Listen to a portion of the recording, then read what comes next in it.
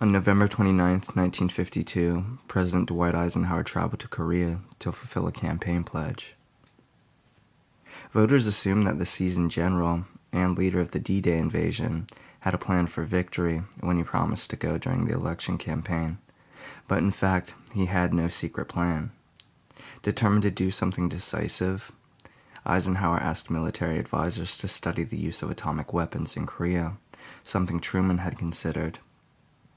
Advisors told both presidents that Korea had few targets appropriate for atomic attack, and use by the U.S. would only escalate the war and could undermine the power of the bomb as the, quote, ultimate weapon.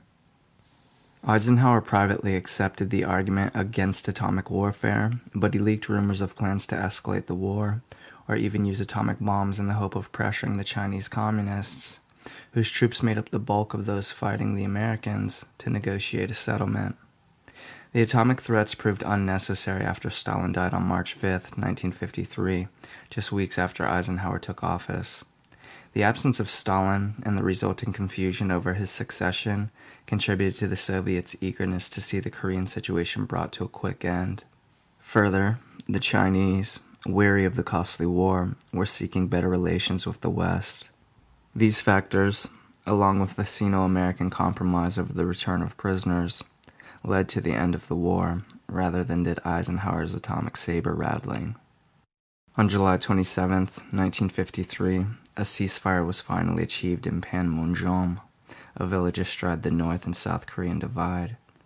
The agreement created a heavily fortified demilitarized zone, or DMZ, or no man's land, splitting Korea at the 38th parallel, close to where the fighting began in 1950. The cost of this first proxy war was high. 10 million people, or 1/10 of the population of North and South Korea, had been killed, wounded, or declared missing.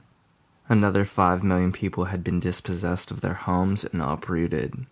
The inconclusive end to the war left troubling questions about the containment strategy in the complicated post-colonial world.